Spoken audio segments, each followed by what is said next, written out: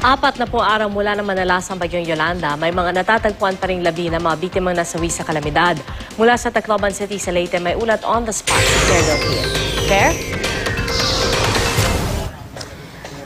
Pia, base nga sa Greek tradition na sinusunod din ng maraming Pilipino, itong 40th day after death ang siyang pinaniniwalaang araw kung saan lilisanin ng kaluluwa ang mundo. Pero hanggang ngayon, Pia, marami pa rin nakukuhang bangkay mula sa ilalim ng mga debris o di kaya ay lumulutang sa dagat. Nangungulila si Mang Teofilos sa 21 taong gulang na anak na si Christian. May nakapagsabi raw sa kanyang nakita si Christian na hinigop ng mabilis na umiikot na tubig na humampas sa kanilang komunidad. Matagal daw nilang hinanap si Christian sa kung saan-saan, pero matapos ang 1 buwan, itinigil na nila ang paghahanap.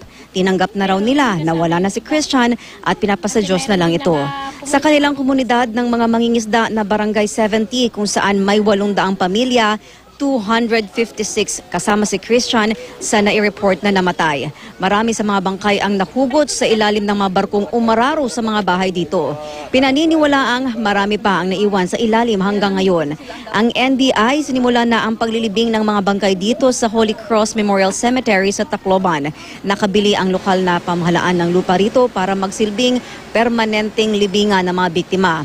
Unang inilibing dito ang halos 40 di pa kilalang bangkay. Ayon kay NBI Team Leader Dr. Renato Romero na nagpoproseso sa mga nakuhang bangkay, may case number ang bawat bangkay para sa pagkakilanlan ng kanilang pamilya.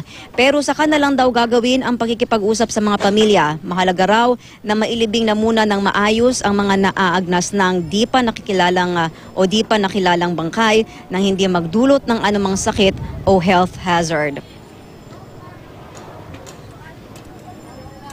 Ngayon po ang ating pinagtutuon ng panahon ng trabaho ay yung ma-bury yung mga processed bodies properly and decently. With dignity.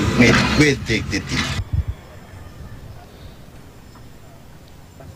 Pia, sa paggunitan ng 40th day ng kamatayan ng mga biktima ay magsasagawa mamaya ang kanilang mga kaanak dito ng candle lighting ceremony mamayang alas 6 ng gabi sa may Redemptorist Church dito sa Tacloban. Pia. Maraming salamat, Claire Delfin.